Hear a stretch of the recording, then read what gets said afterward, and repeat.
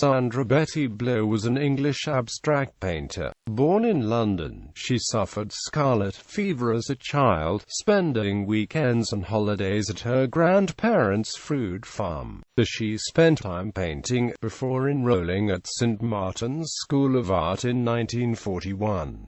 In 1947, she traveled to Italy to study art, enrolling in Accademia di Belle Arti, where she met Alberto Burri, her partner for a few years. Blow and Burri traveled Italy before working together in Paris, and Burri was of significant influence on Blow, teaching her work in different materials and inspiring a passion for art.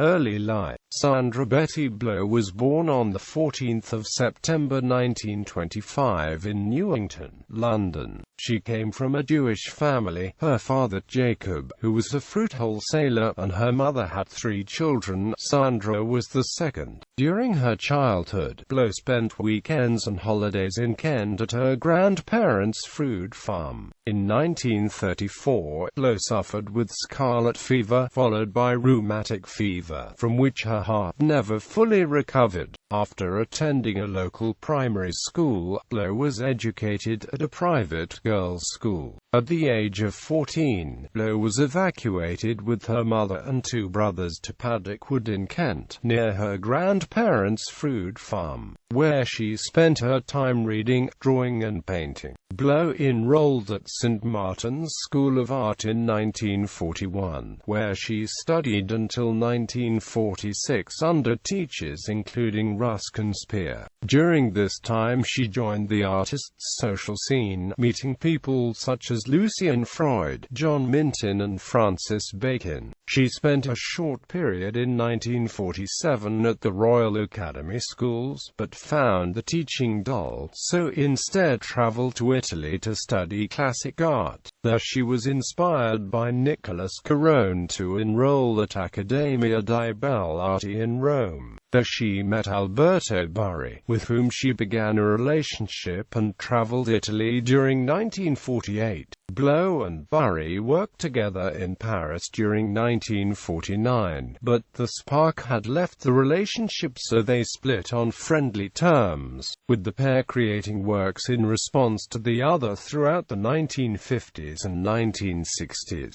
Blow returned to London in 1950, where she produced works regularly. In 1960, she started teaching painting at Royal College of Art, where she remained until 1975, whilst also painting in her studio in Chelsea, London. She was elected to the Royal Academy in 1978. Artwork. After her structured training at St. Martin's, Blow was influenced by Nicholas Carone and his approach to color and space. He in turn had been influenced by Hans Hofmann. Blow was also influenced by Alberto Burri, who was progressing towards abstract art and formal, using materials such as sacking. Blow and Burri started a relationship and traveled together throughout Italy during 1948, influencing each other's styles. It was through him that she started to use poor, non-art materials, but his lasting influence was in his commitment to art and his interest in the different textures of the world. Blow's work in the abstract art is considered pioneering. She would regularly use collage effects in her paintings and sometimes dyed her canvas with tea to produce different effects. She often used larger canvases and in her early career was known for her focus on abstract form, light, space, texture and rhythm in her work.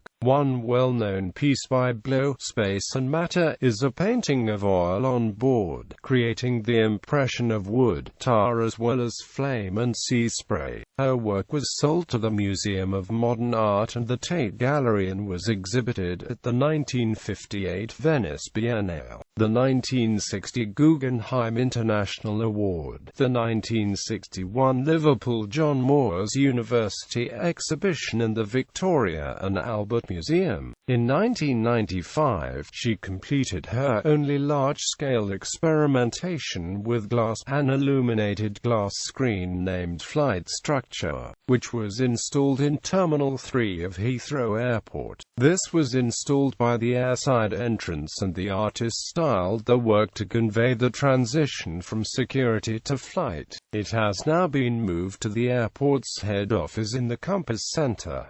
Later life. Blow lived in a flat in South Kensington, London, since the 1960s but was forced to move due to rising rents. In 1994, she moved to St Ives, Cornwall, and there have been retrospectives of her work at the Royal Academy and Tate St Ives. Blow never had children, which had been a purposeful decision in her 20s, but she later regretted it. Blow died at the Royal Cornwall Hospital after a heart valve replacement operation resulted in a cerebral hemorrhage.